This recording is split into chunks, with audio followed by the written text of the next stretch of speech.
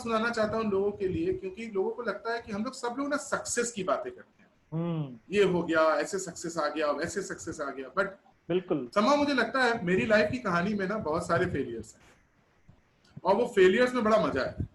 बिल्कुल। तो मैंने जब एमसीए एग्जाम देना चालू किया, मैंने मोतीलाल नेहरू में एमसीए एग्जाम दिया, दिल्ली यूनिवर्सिटी में दिया, जेएनयू में दिया, और हर जगह में मेरा नहीं हुआ। And then finally my last exam was Jadavpur university Calcutta. अब Motilal Nehru engineering college crack नहीं कर पाया, Allahabad university, and I had scored I finally had a 5th rank in Ewing Christian college. तो मैं अपना ही जिला का कॉलेज नहीं क्लोज कर पाया, मैं चला जादवपुर यूनिवर्सिटी में एग्जाम देने, which was recognized as one of the top universities yes, of India. Absolutely. And surprise, वहां पे I got a 6th rank national. शुरू से ही मेरे को एक्चुअली बहुत सारे लोग आज भी पूछते हैं कि हम लोग बहुत बात करते हैं ना कैरियर काउंसलिंग के बारे में, कैरियर ऑब्जेक्टिव्स के बारे में, हम लोग बोलते हैं क्या गोल है आपके कैरियर का। मेरा तो कैरियर का गोल पहले से ही गोल था, मुझे तो कुछ समझ में नहीं आता था कि मुझे बनना क्या है। मेरे घर में ज्यादातर सभी लोग इंजीनियर थे, तो पापा मम्मी ने बोला इंजीनियरिंग कर लो। अब मुझे इंजीनियरिंग शब्द से ही बहुत ज्यादा लगाव नहीं था, तो मैंने कहा कि और कुछ करते हैं। तो मैंने फिर क्लास 12 के बाद मैंने ग्रेजुएशन ज्वाइन कर लिया। मुझे पढ़ना पसंद था, एक ही चीज कॉमन थी, मुझको ये था कि जो भी करना है अच्छे से करते हैं, अब आगे क्या होगा देखा। के माँ बाप बहुत ज्यादा क्लास 2 से लग जाते हैं बच्चों के पीछे, लेके चले जाते हैं काउंसलर के पास, क्या बनेगा मेरा बच्चा। कुछ टाइम पे मुझे लगता है कि कभी कभी हम लोगों को छोड़ देना चाहिए, बिल्कुल चीजें अपने आप। मुझे आज भी याद है, मैं बाउंड्रा खन्ना की केमिस्ट्री की किताब पढ़ के मैं एग्जाम देने गया था आईआईटी की केमिस्ट्री की, और पहली घंटी बजने तक आप हिल नहीं सकते हो अपने रूम से। जब पहली घंटी बजी, मैंने सर से कहा, हाथ जोड़ लिया, मैंने कहा सर बहुत हो गया, मेरा आईआईटी का पेपर लिखना, मेरे को लगता है मैं कहीं गलत जगह पे आ गया हूँ, कुछ गलत सम्स देख रहा हूँ, ये मेरे पढ़े हुए सम्स नहीं है। By the way I was good in studies, I was always okay in studies, I always used to be in the top 3। मुझे पता है, मुझे वो बचपन से पता है। So I did not go for engineering, तो मुझे ग्रेजुएशन किया मैंने ECC Ewing Christian college Allahabad university का ऑटोनोमस कॉलेज से मैंने ग्रेजुएशन। आगे कुछ तो करना है, और तब वहां पे मेरे को एक इंफॉर्मेशन, क्योंकि तब तक थोड़ी सी मैच्योरिटी बढ़ चुकी थी, लगा कि 2 कैरियर ऑप्शन बड़ा अच्छा लग रहा है, एमसीए और एमबीए। आइदर मैनेजमेंट पे जाते हैं या कंप्यूटर एप्लीकेशन पे जाते हैं।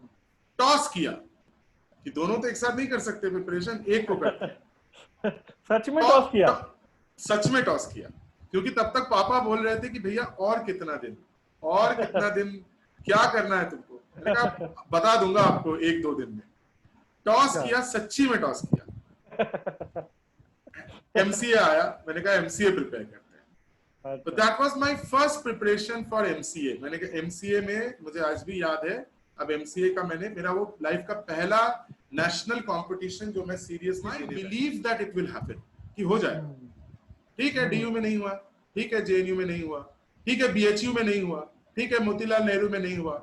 मतलब लास्ट में पापा मम्मी पूछने लगे थे कि तुम्हारा ये ऑप्टिमिज्म ओवर ऑप्टिमिज्म तो नहीं है, मतलब ये कहीं कन्वर्ट्स तो करेगा। हर एग्जाम दे के आ रहे हो, बोल रहे हो कि ठीक है नेक्स्ट बार कहीं ना कहीं अच्छा हो जाएगा। मैंने कहा नहीं हो जाएगा। I actually got a 6th rank and I did my MCA. Confidence कम होता है। मुझे आज भी याद है, जादवपुर में पहले दिन मैं पैंट के ऊपर शर्ट डाल के चला गया था।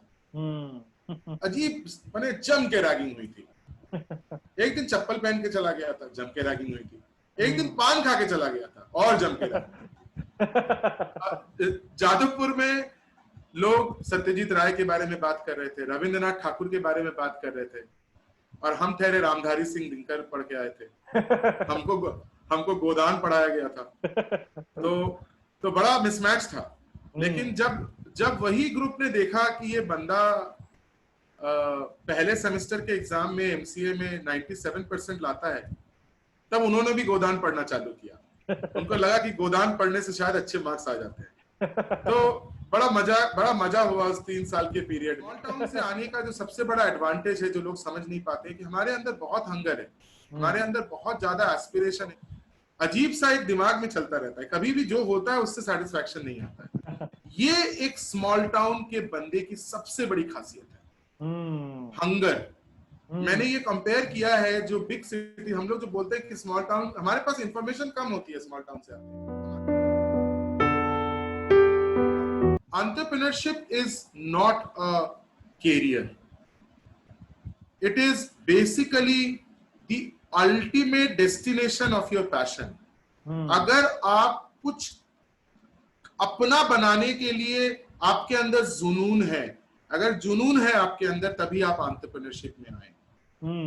बिकॉज एंटरप्रेन्योरशिप की सबसे बड़ी बात है कि एंटरप्रेन्योरशिप का पूरा रास्ता कांटों से भरा। हम लोग को हमेशा क्या होता है, हम लोग को जब हम किसी से भी बात करते हैं जिसने बिजनेस चालू किया है और बड़ा किया है, हम लोग हमेशा ही वो फ्लिपकार्ट का एग्जांपल लेते हैं, हम लोग हमेशा अशोक सूटा का एग्जांपल लेते हैं, माइंडट्री का। But what we do not understand is कि वो is not even 0.0000% of the actual entrepreneurial ecosystem. Absolutely. So entrepreneurs are very siloed. They are very akela at one point of time. Because what happens is, and when such kind of pandemic and such kind of situation comes in, then there is a reality check.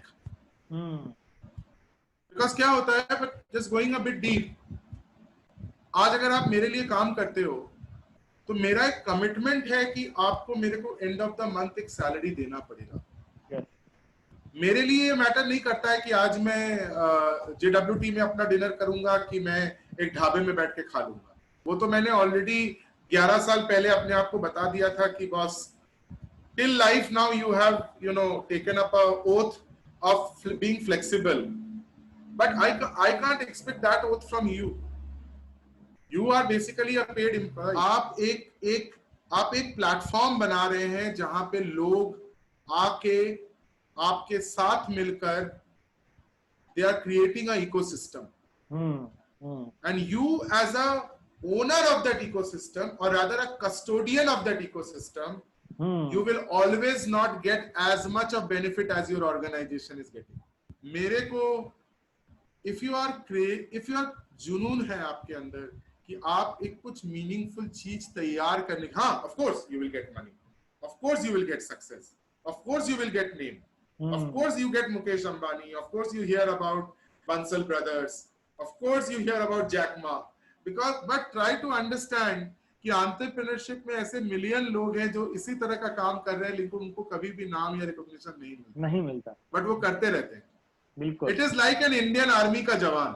बिल्कुल बिल्कुल। And I compare entrepreneurship, I don't know Pradeep whether it's a right comparison or wrong, but मैं हमेशा ही compare करता हूँ कि of course Indian Army या armed forces, they are at a different level, they fight for their country, they fight for their motherland, but उसी तरह से एक entrepreneur fights to keep 40 people, 50 people, 500 people family secure. बिल्कुल।